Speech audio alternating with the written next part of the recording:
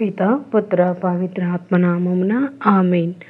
ప్రియ స్నేహితులారా, 2025 సంవత్సరం జూబిలీ సంవత్సరంగా మనందరం కొనియాడుతూ ఉండగా మార్కు సువార్త 15-16 అధ్యాయాలతో ఈ యొక్క సువార్త ముగింపబడుతూ ఉంది.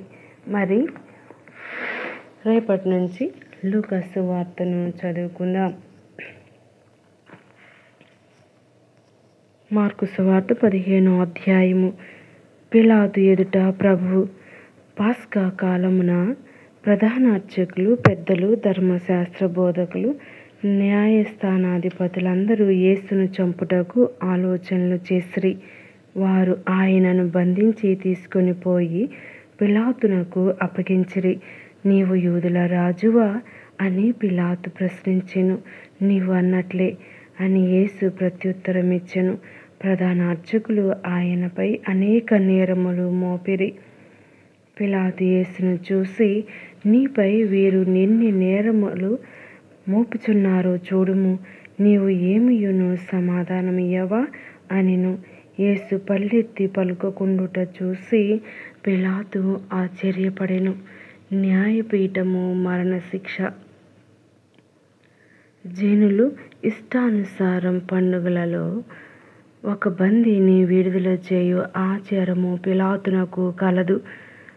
విప్లవులు లేవదీయుచు నరహత్యలు చేసిన వారు కొందరు చెరసాలలో వేయబడి ఉండిరి. వారిలో బరబ్బా అనువాడు ఒకడు.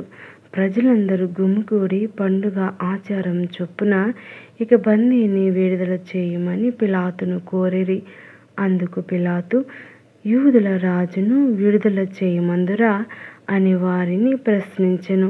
ఎలైనా ప్రధాన అర్చకులు అసూయతో యేసును అప్పగించిరని అతడు ఎరిగి ఉండెను. కానీ ప్రధాన అర్చకులు బరబ్బను విడుదల చేయమని అడుగవలసినదిగా జనసమూహమును ఎగద్రోసిరి.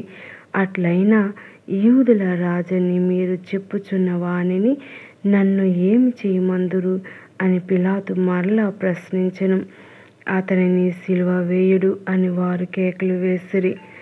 ఆయన చేసిన నేరమేమి అని అడుగగా, వానిని సిలువ వేయవలసినదే అని మరింత బిగ్గరగా కేకలు వేసిరి. అప్పుడు పిలాతు జనసమూహములను సంతృప్తిపరచుటకై బరబ్బను విడిపించి యేసును కొరడాలతో కొట్టించి సిలువ వేయుటకు వార్లకు అప్పగించెను. ప్రభువును పరిహసించుట. అప్పుడు సైనికులు ఆయనను రాజభవనం ప్రాంగణమునకు తీసుకొని పోయిరి. సైనికులందరూ సమావేశమైన పిమ్మట వారు యేసుకు ఊదా రంగు వస్త్రములను ధరింపచేసిరి. ముండ్ల కిరీటమును అల్లి ఆయన తలపై పెట్టిరి. యూదుల రాజా, నీకు జయము అని ఆయనకు నమస్కరింపసాగిరి. మరియు కర్రతో ఆయన తలపై మోదిరి. మీద ఉమిసి మోకరిల్లి నమస్కరించిరి. వారు అట్లు పరిహసించిన పిదప ఊదా వస్త్రమును తీసివేసి ఆయన వస్త్రములను ఆయనకు ధరింపచేసిరి. సిలువ వేయుటకై తీసుకొని పోయిరి. సిలువ మ్రానిపై యేసు. పల్లెటూరి నుండి ఆ మార్గమున వచ్చుచున్న కురేనియ సీమోనును ఆయన సిలువను వేయుటకు బలవంతము చేసిరి. అతడు అలెగ్జాండర్ రూపుల తండ్రి. కపాల నామాంతరం గల గొల్గొతా అను స్థలమునకు ఆయనను తీసుకొని పోయిరి. అచ్చట ఆయనకు చేదు కలిపిన ద్రాక్ష రసమును త్రాగుటకు ఇచ్చిరి. కానీ ఆయన వారిని దానిని పుచ్చుకొనలేదు. పిదప వారు ఆయనను సిలువ వేసిరి. చీట్లు వేసుకొని ఆయన వస్త్రములను పంచుకొనిరి. ఉదయము 9 గంటలకు ఆయనను సిలువపైకి ఎక్కించిరి. ఆయన నిందారోపణ పలకంపై యూదుల రాజు అని వ్రాయబడి ఉంచెను. వారు ఆయనకు కుడి ఎడమల 2 బందిపోటు దొంగలను సిలువ వేసిరి. ఆయన అపరాధుల్లో ఒకడిగా ఎంచబడెను అను లేఖనము ఇట్లు నెరవేరెను. పిదప ఆ మార్గమున వచ్చిపోవారు తలలు ఊపుచు, ఆహా, దేవాలయం పడగొట్టి 3 దినములలో మరలా నిర్మించువాడా, సిలువ నుండి దిగిరమ్ము, నిన్ను నీవు రక్షించుకొనుము అని పరిహాసములు ఆడిరి.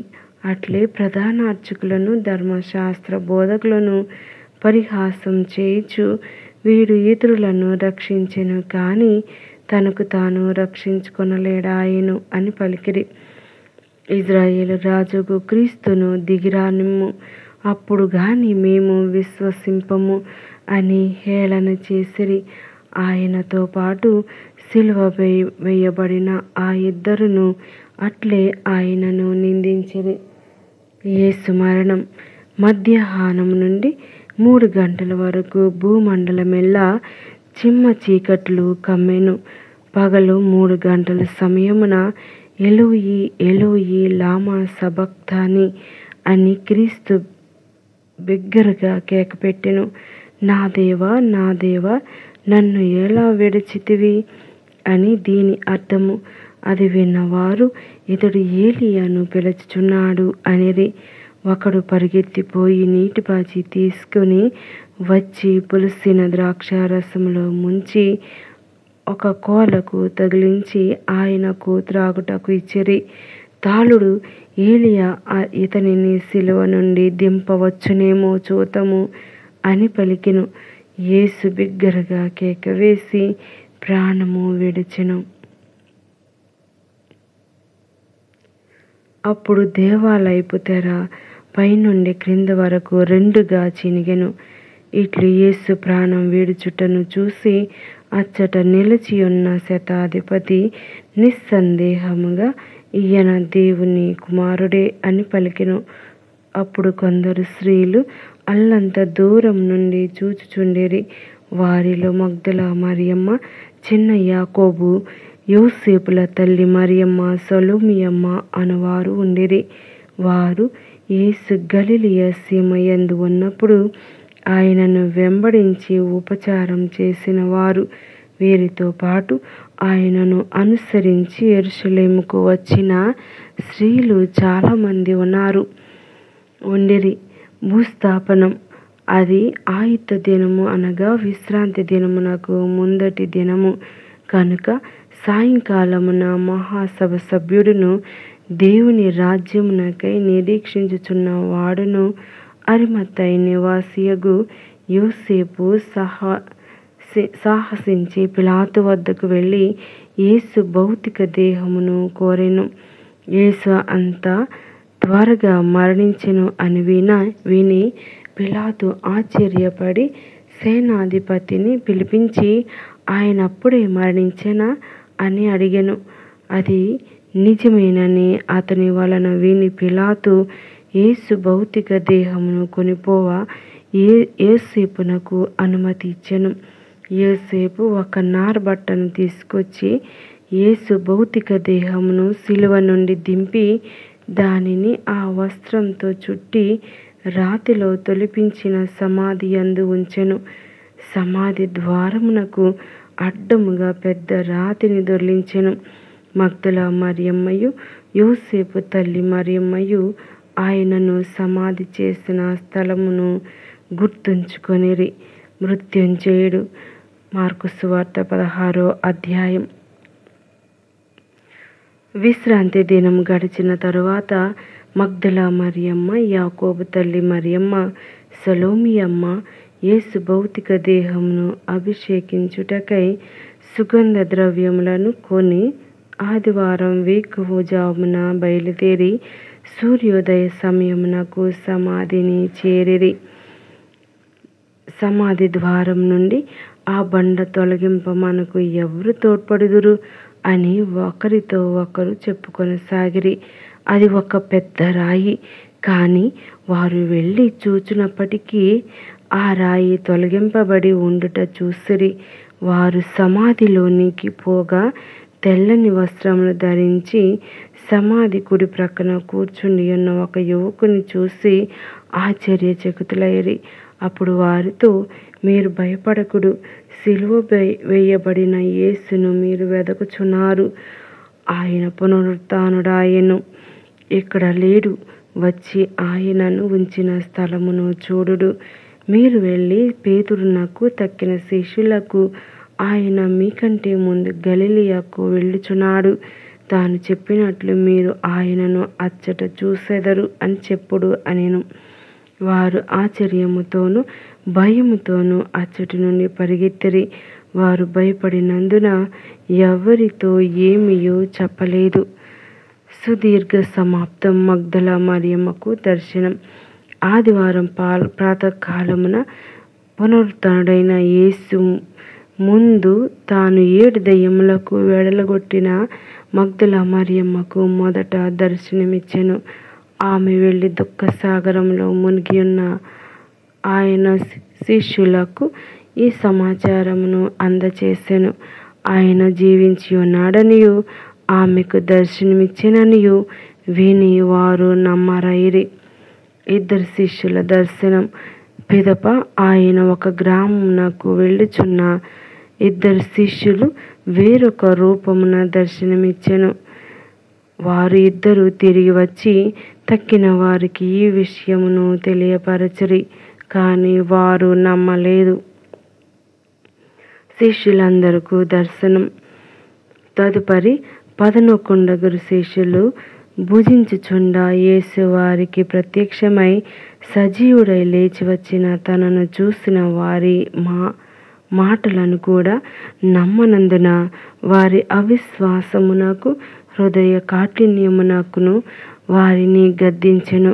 మరియు ఆయన వారితో ఇట్లనెను, మీరు ప్రపంచమందంతటా తిరిగి సకల జాతి జనులకు సువార్తను బోధింపుడు.